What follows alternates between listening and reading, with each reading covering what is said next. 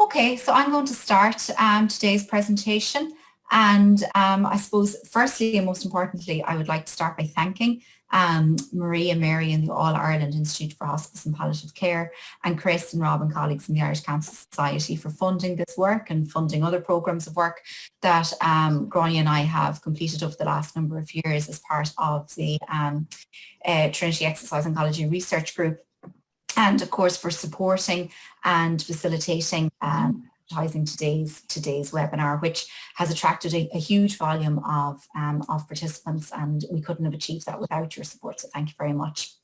By way of introduction, Gráinne and I are both registered physios with the Trinity Exercise Oncology Research Group, which is a research group based in Trinity, which examines all aspects of how exercise can be prescribed and physical activity can support people throughout their cancer experience. And we've done a lot of work with more complex type cancers, a lot of work with people with esophageal cancer, a lot of work with people with prostate cancer, and of course people living with bone metastases. And we hope to share some of that experience with you today. The presentation and how Gráinne and I will, I suppose, share the presentation today will be split into two. So I will start by outlining the journey that we've come on regarding, the literature and the evidence surrounding exercise and cancer, and emphasize specifically some of those points around living with bone metastases. Then I'm going to pass over to Gráinne, who will, I suppose, very much apply that theory into practice and what she sees quite routinely as a senior physio at St. James's regarding the application of the guidelines and the theory and the research into practice for people living with bone metastases. Just to say, we have a very wide audience on here today. We have healthcare professionals, we have researchers, people living with bone mets, charity partners and students. And I suppose when we first started talking about this webinar, our priority was always people living with bone metastases, their families, their carers, their friends, members of the public. So what we have tried to do today is to create a presentation that communicates the literature and the advice in a way that is very manageable for people living with bone metastases and their families as our priority audience for today's webinar. But in recognition of all of the other participants that we have on board, we have signposts included, signposting you to relevant literature and talking about some of the upcoming work that would be important for you to be aware of as well. So we've tried to touch on both with a communication priority for people living with bone metastases in the general public. So what do we know? Where is the literature, and what are the reported benefits of exercise for people living with bone mets? And when we talk about bone mets, and again, bearing in mind, that there's a wide audience on board, cancer can present at many different stages, and it goes through a spectrum of staging, starting from stage 0, which is very early forms of cancer, which are just, maybe precancerous changes in the cells, right up through stage 1, 2, and 3, which have various degrees of severity, into stage 4, which is the area we're focusing on today. So bone metastases, where the cancer has started in one area of the body, but it has spread to another area. And today we're interested in what is the impact for the person when that spread is to the bone. What does that mean for them in terms of physical health, and where can exercise play a role? So bone metastases can occur quite commonly with advanced breast, prostate and lung cancer. So we may have a lot of people on the line who experience those cancers first and now have found that their cancers have spread to the bone. The incidence, or the likelihood of bone mets occurring with those different cancers varies between the different cancers. It may be more likely with some and less likely with others. What we call the axial skeleton is the most common site. And when we say the axial skeleton, we mean the central skeleton. So things like the areas such as the spine, the pelvis, and the leg bones called the femurs. And this is where bone mets are most likely to present. And this, we have to think about this when we're prescribing exercise. Ultimately, there have been a lot of treatment advances in this area over the last number of years, and therefore we have greater life expectancy in this group. And the number of people presenting with bone mets continues to increase. And worldwide, we know that there are over 1.5 million people worldwide living with bone mets, which is a significant number and a growing number. When we look at data here in Ireland as to the numbers, well, it's hard to pin it down exactly. And we did have contact with the National Cancer Registry on getting these numbers. But when we look at, people living with advanced cancer, so people living with cancers that have spread to many different parts of the body, we know that there are 15,000 people living in Ireland with that stage 4 or more advanced cancer type. Not everybody has bone mets, but certainly it's a significant number of people. So there's, a lot of people out there, and we need to make sure that we're doing our best in terms of meeting the physical needs of that group through exercise and activity advice as well, and recognizing what needs that group present with. So what is the implication? So for people who are diagnosed with bone metastases, what kind of impairments do they experience on their physical health? Well, I'm going to point the researchers and the healthcare professionals to this review, which was completed by Gráinne and myself and other colleagues and published in 2018. And it goes through, this, it's a comprehensive review, looking at all of the different literature and looking at the different physical implications of bone metastases. And a lot of what I'm going to present now is summarised in this paper. So it's a good reference point for you to go back to. From the patient's perspective, what do we see? Well, firstly, muscle weakness. When we measure muscle strength, when we look at muscle mass or muscle bulk, we know that people living with bone mets can experience losses in strength, okay? So their strength of their grip might be weaker, or when we ask people to do tests involving multiple sit-to-stand tasks or stair climbing class, we know that their muscles are weaker in comparison to controls or in comparison to normal data. So we know that people can lose muscle as a result of the treatment that they experience or as a result of the cancer itself. This loss in muscle, of course, has a knock-on impact in what we call physical functioning, and that describes the ability to carry out physical tasks. And we're conscious again that there's, a broad spectrum of people online. For some people, physical tasks at the moment may involve self-care tasks and maybe household or light gardening chores. And for other people, it involves tasks up at a higher end of the spectrum, such as being physically active with, through exercise or through social engagements or through gardening or things like that. But any kind of physical functioning, when we talk about physical function, it's the ability to do any type of physical activity, okay? So if muscle strength is weaker, we know that people are less able to carry out their routine physical performance tasks. And again, people tell us that. So when we do studies where we ask people to rate how they perceive, how well they perceive that they're able to do their normal activities of daily living, they tell us through questionnaire that they're finding it difficult. Also, when we look at walking speed or we look at stair climbing tests and things like that, we know that people are struggling in this domain as well. This all, of course, leads into reduction in physical activity levels, and people living with bone mets may typically present with lower physical activity levels. They find it hard to keep up their routine physical activity that may have been part of their daily tasks pre-diagnosis, and they find it difficult to build up to those physical activity levels again. And finally, we know the quality of life can be impaired when all of these other aspects are weakening. We know that people find that impacts on their quality of life and other related issues such as fatigue. And, the fatigue that people describe isn't, fatigue that is related to activity, but rather fatigue that makes it very, very difficult to engage with normal activities of daily living. So these are all the key considerations that we need to take into account that are impacting on people, and consider how can we help through exercise. Well, really what we're trying to do is we're trying to recognize these impairments on one side, which are having a negative effect, so muscle weakness, fatigue, and physical deconditioning.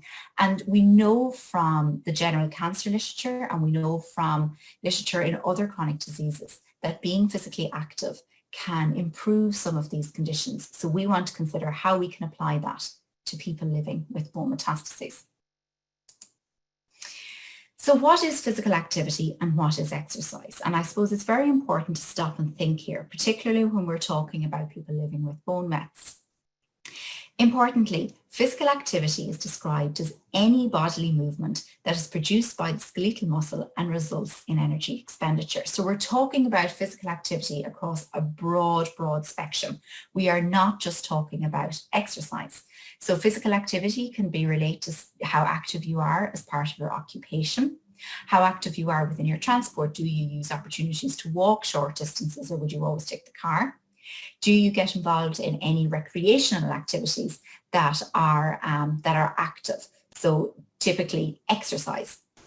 And do you look for opportunities within your household or within self-care domains, again, to be physically active? So we're not just talking about exercise, and I think that's where it can be very off-putting. Exercise is a subtype of physical activity that is planned and structured and repetitive, and typically people do it for the purposes of maintaining fitness, so going out for your daily walk. We're conscious of the spectrum of people that we have online for whom going out for a walk is just not within your abilities at the minute. So when Gráinne talks to you about applying some of this evidence with hints and tips, she'll talk about trying to be active in all sorts of domains. So being active within your home, looking for opportunities for being active within your transport, and being active in other areas of recreation, such as light gardening where that's appropriate, but always matched to your levels of ability at that time. Exercise, of course, is a goal that we have in there as well, but it's not the only way to be physically active. So exercise in cancer, and historically, and even now, we find that, you know, when people are diagnosed with cancer, with or without bone metastases, you know, the natural reaction can be, well, now that I've been diagnosed with cancer, I should rest, and exercise isn't appropriate for me anymore. And it's really important at this point to say that there has been a huge growth in the amount of research in this area over the past 20 years, okay? And here we see a graph which measures or shows the number of publications in the area of exercise in cancer and how it has grown since the early 90s.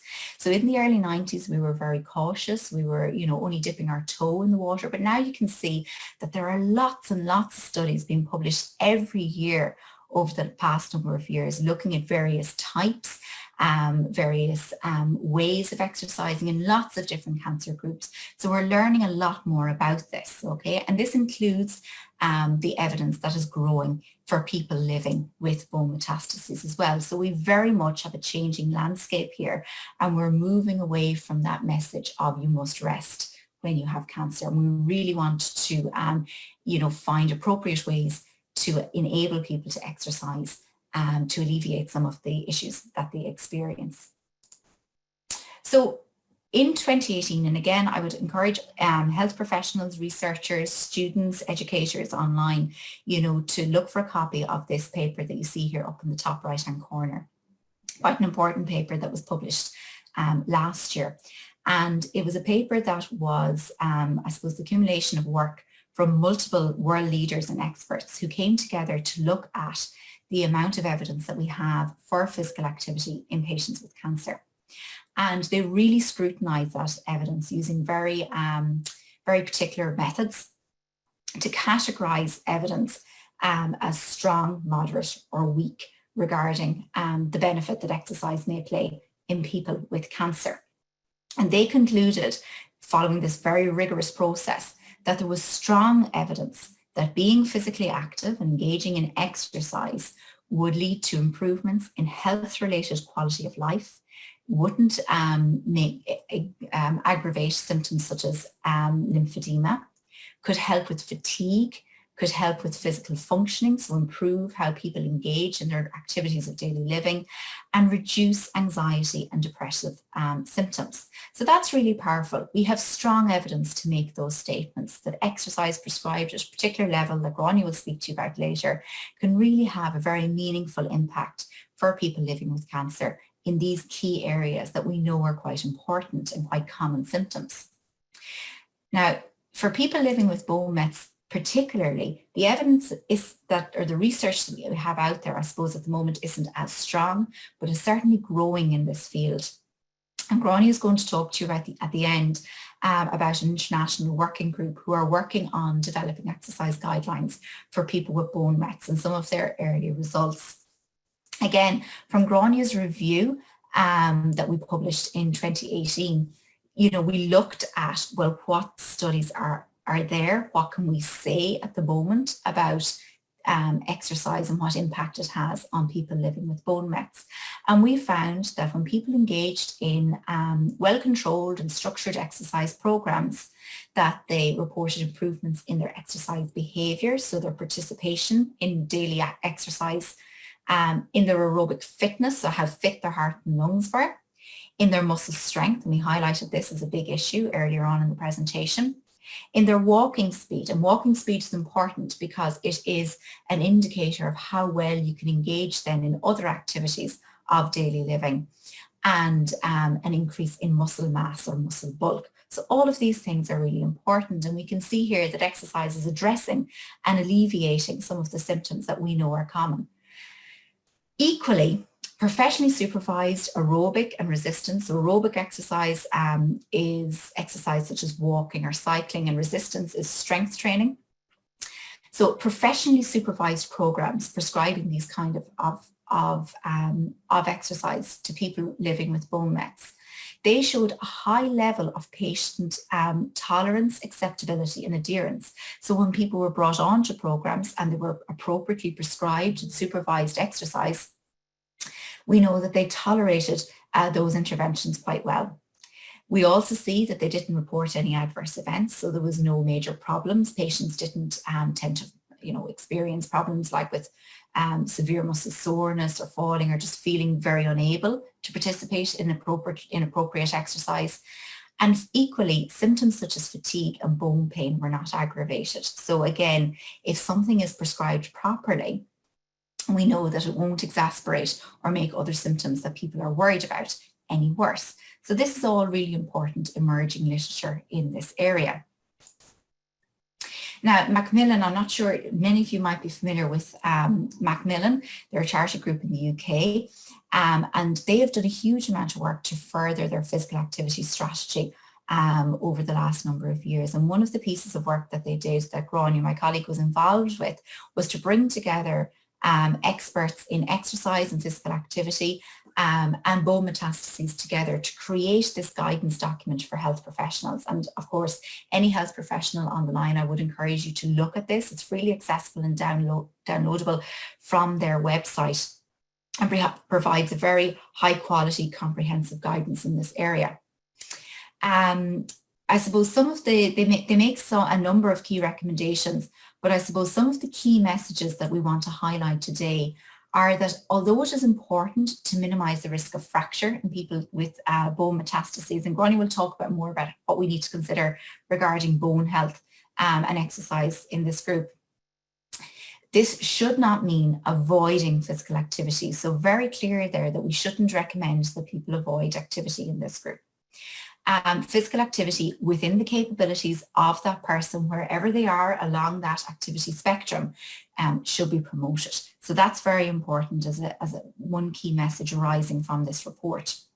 Secondly, people with metastatic bone disease should be informed about the benefits of physical activity, as we are doing today, and encouraged to be as active as realistically possible within their capabilities and in accordance with their own values and goals. And equally, they should receive training on how to self-monitor for signs and symptoms. So in Gráinne's part of the presentation today, she's going to provide you with some hints and tips on how you can manage that yourself.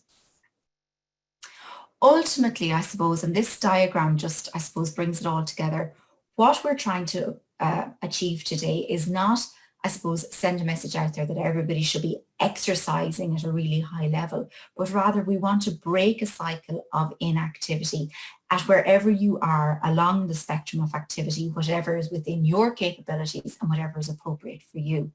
We know that when people have impaired health, be it through a cancer diagnosis or another illness, that the default position can be that you become inactive. And this leads to problems because it can alter things like muscle strength and your ability to engage in physical activity, as we discussed earlier. And this kind of deconditioning and disability further exacerbates this negative cycle. We're trying to break that cycle today with, some exercise counselling, talking about the benefits of exercise, encouraging people to increase their activity levels in whatever way they can, and then leading, I suppose, from there to gains in how you can participate in your activities of daily living, in your physical functioning, be that gains in your ability to self-care and do household tasks, or be that gains in your abilities to engage with, exercise and get back to your daily walk, wherever you are along that spectrum. Okay, so the next part of the presentation, I'm going to hand over to my colleague Grania, who's going to apply some of this theory into practice with some hints and tips on where to start, what to look out for, and where to go from here. I'll stop sharing. Okay, Grania.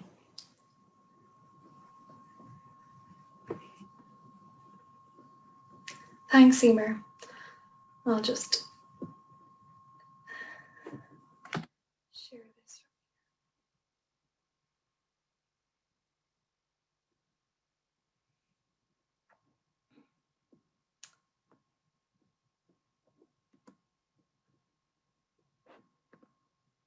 Perfect.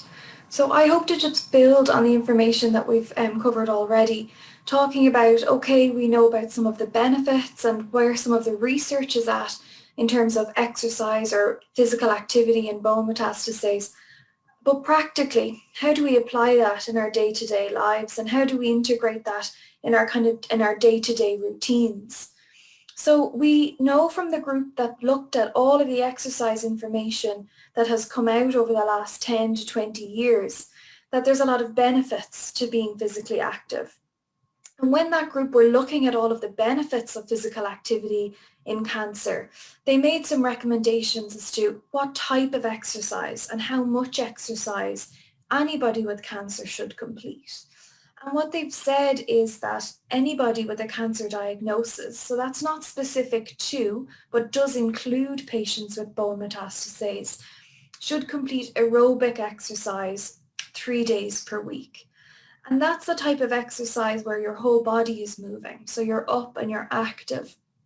And they advise you to, I suppose, reach a goal of between 30 to 60 minutes. And that really is a goal for a lot of people. It's saying that that's the ideal. That's where we should be aiming to get to.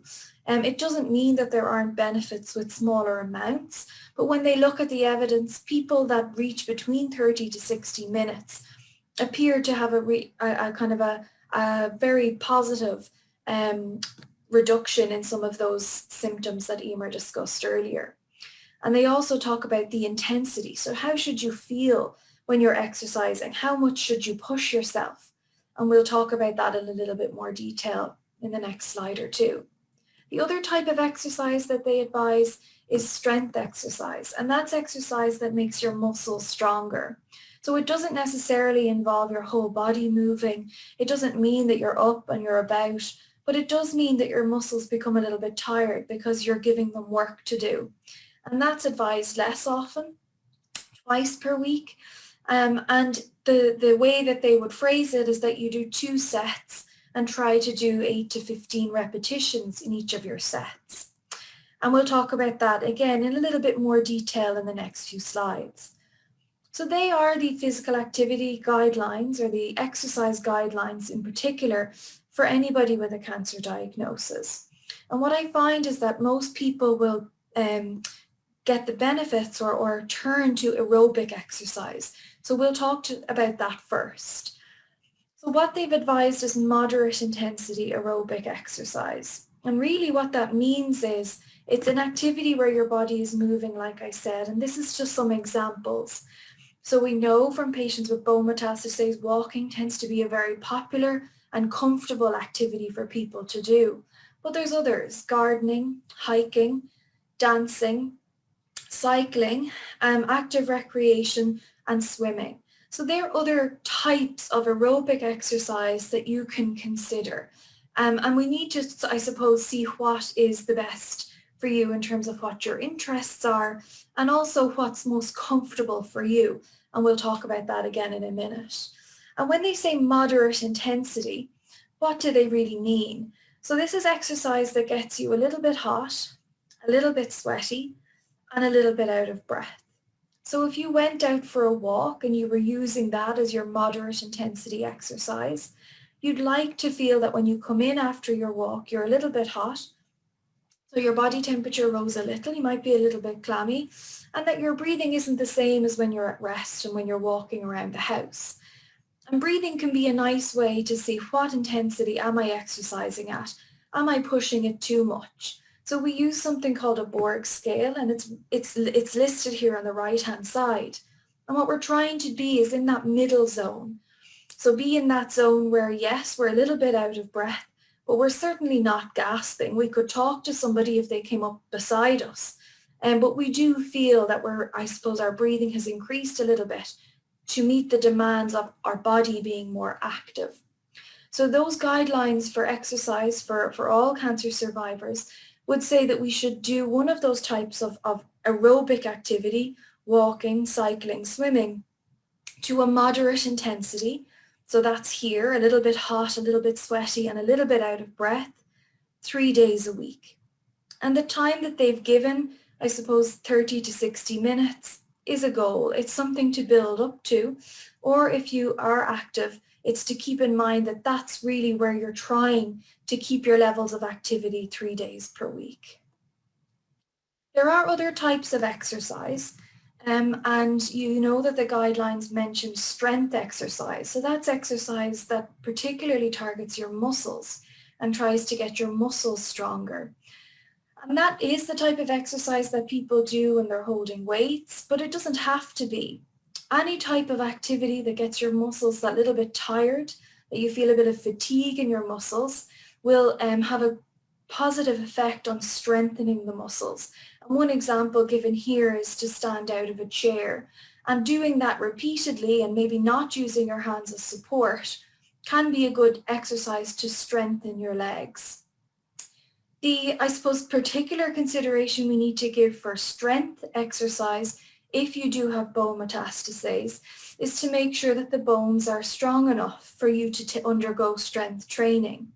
And that's where we've seen some research come out in the last 10 years. And the general concept is that where the bone metastases is, so wherever in your body you have a bone met, that you would focus on a different part of the body for your strength training. And I've included the reference here for the Australian group that do some of that work, so that anybody that might be interested in prescribing exercise could look into this further. It will be dependent on each person and where their bone met is. But the general message, I suppose, is wherever the bone met is in your body, that strengthening work would focus on a different part of your body and limit the overload that you put on the part of your body which where the bone met is. So that's strength work, and we're advised to do that with other types of exercise, flexibility exercise and balance exercise. And again, all of these should be comfortable and they shouldn't, I suppose, aggravate any of your symptoms, as Emer has said. But balance work in particular can be important because we know we're talking about cancer that's gone to the bone and what effect does that have on your overall bone health. And having, I suppose, balance work included in an exercise program can be useful in terms of reducing your risk of falling. And this is where you might need to turn to look for guidance with some of these types of exercise to make sure you're doing the most suitable exercise for you, and in particular, the safest type of exercise for you.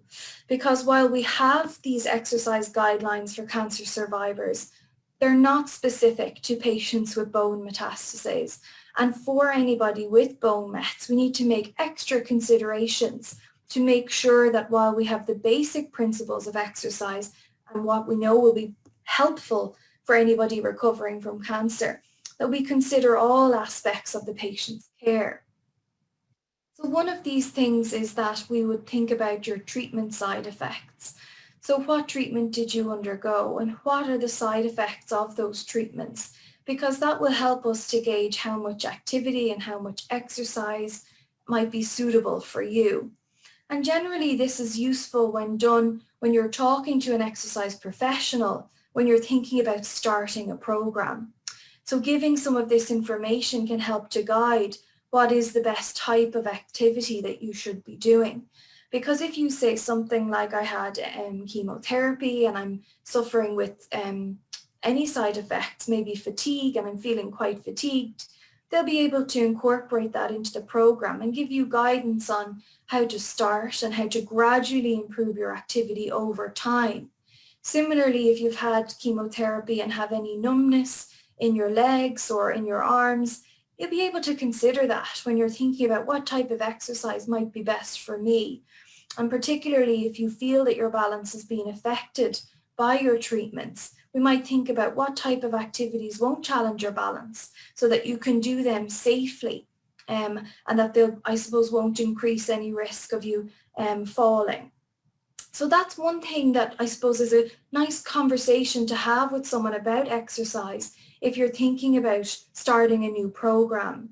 The other thing to think about is your bone health. And this is again where you go to an exercise professional and they probably ask you questions like where are your bone metastases and what treatment have you had for your bones in particular? Because often you'll be put on medications to help to strengthen your bones.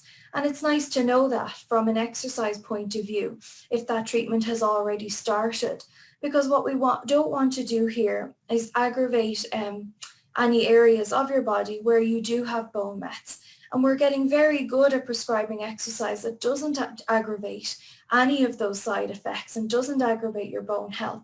But I suppose it involves getting information from you so that we can make the best exercise advice or prescription for you. And the other thing we'd be very curious to know about is your activity levels, because as Emer's alluded to, everybody's different.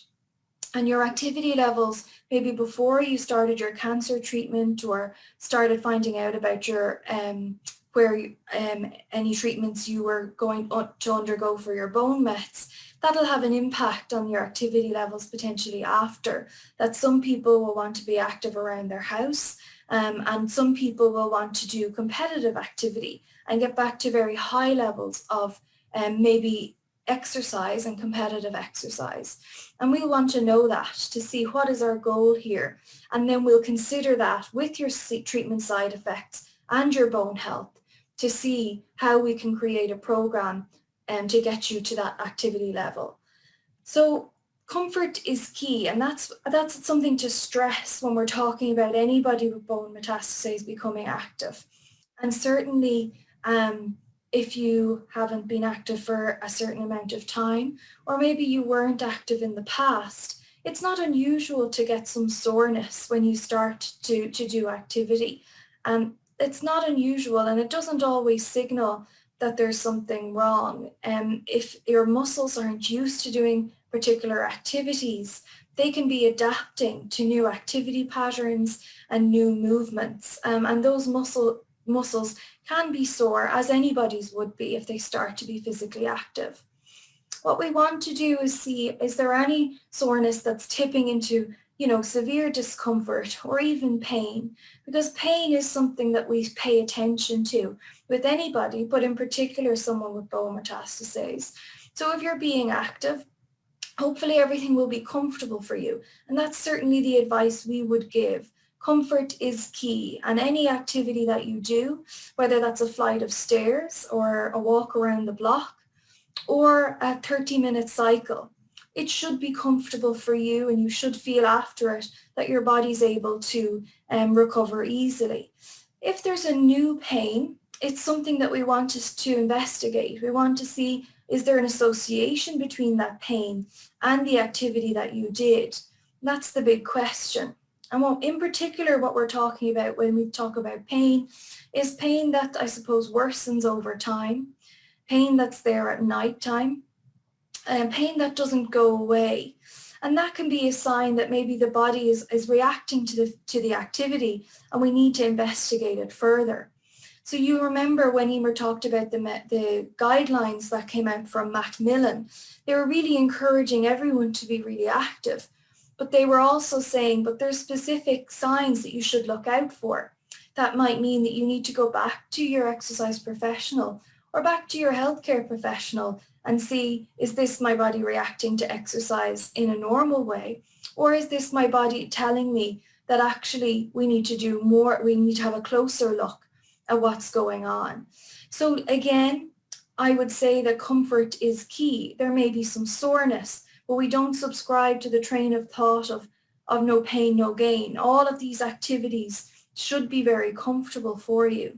And if you have a specific type of pain, so that's a specific type of pain that might keep you awake at night, pain that doesn't go away, pain that might worsen over time, then that's a sign. Let's do a check-in before we go on further and before I try to increase my activity levels anymore.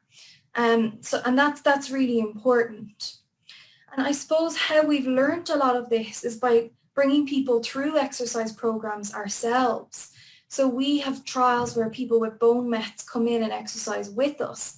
Expect was one of those where we had men with metastatic prostate cancer coming in to take part in an exercise program. And they brought up a lot of these issues that we knew about from the research, but we now have knowledge of because of what people are telling us directly. So first of all, it's maybe that people are inactive. They've been having a lot of hospital appointments and treatment appointments, and they need to build up their activity again. And that's really key, starting things gradually and building things up slowly. There was a lot of uncertainty. You know, there was concerns, okay, I have cancer that spread, and what does that mean for me in terms of being active? So seeking out that person that can give you advice and can look at your treatments and what you've gone through can be really useful for starting an exercise program. Any of those patients that presented with pain, and sometimes there was pain that was over the course of the exercise program that presented, they went back to have it investigated and came back to us. And there was some other symptoms from their hormone treatment or their chemotherapy that, again, we were able to adjust the exercise to make sure it was suitable to them. So really the message here was that patients were able to go through the program, and after a period of supervision where we watched them and gave them advice on the program, they went on to do exercise at home themselves quite successfully.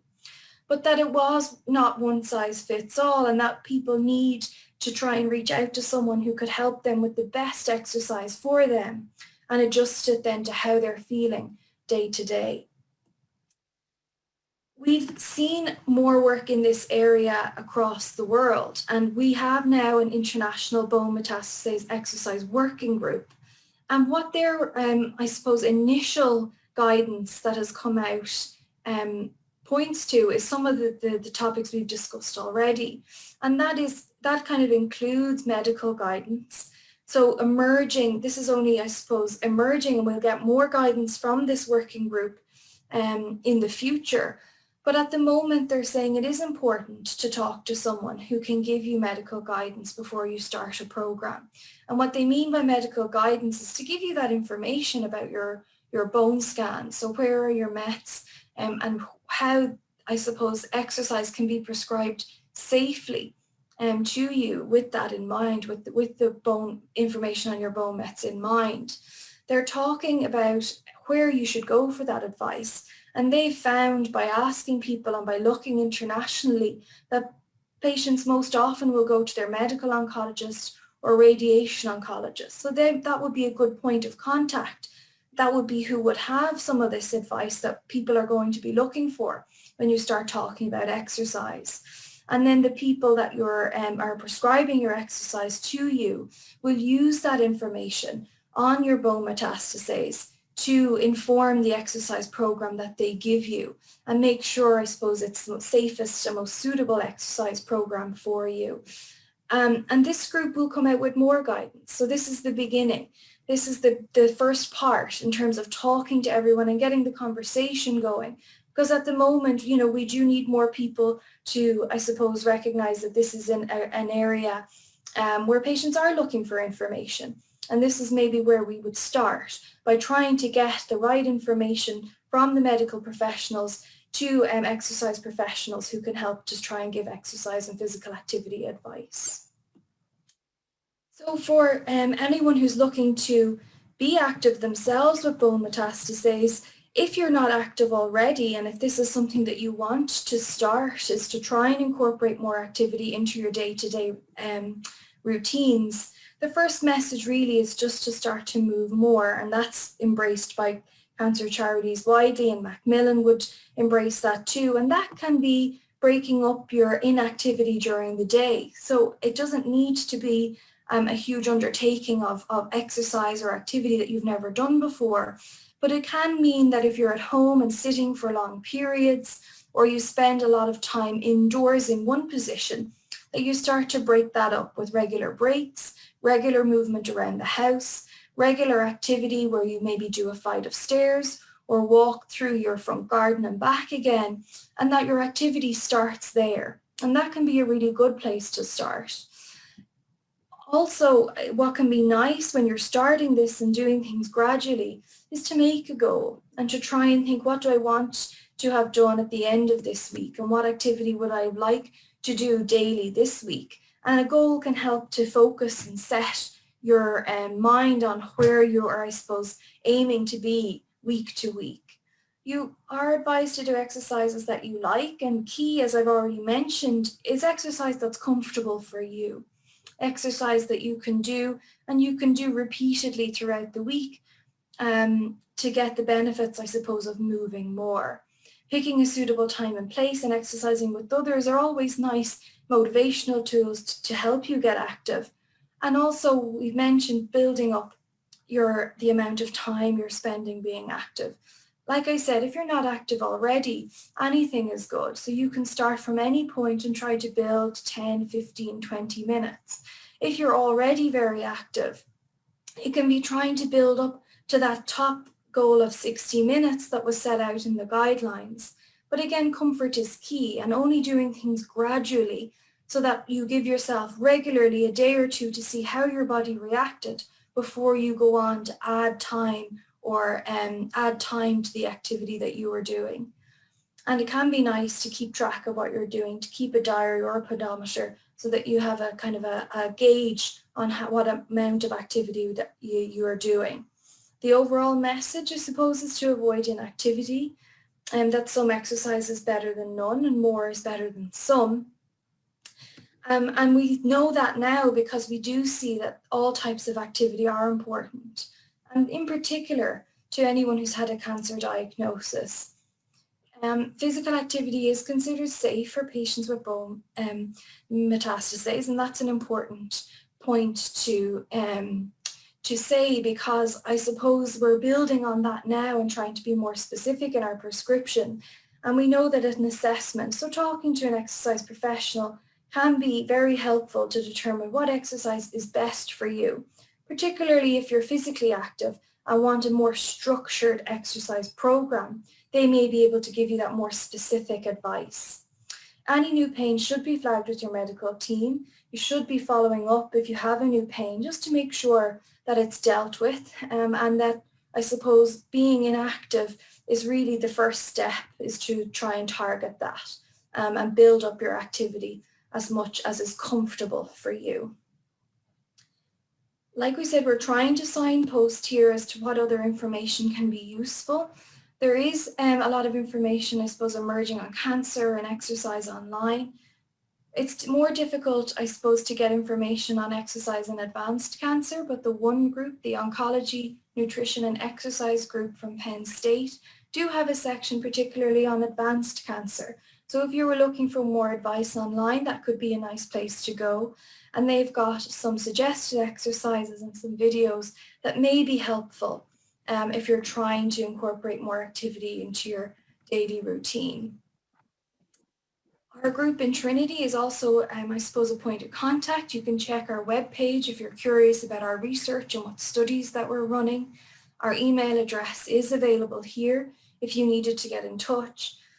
And this webinar that we're delivering today is part of a larger body of work that's funded by the Institute of Palliative Care and the Irish Cancer Society, where we're trying to look at physical activity levels and bone health to see if we can create tools to help with exercise prescription. And if anyone's interested in hearing more about that study, again, you can get in touch via the email address that's listed here. Our last point is just those references. So if people do want more information and they are curious about reading some of the papers behind that, we'll include these on these slides when they're disseminated. Thank you.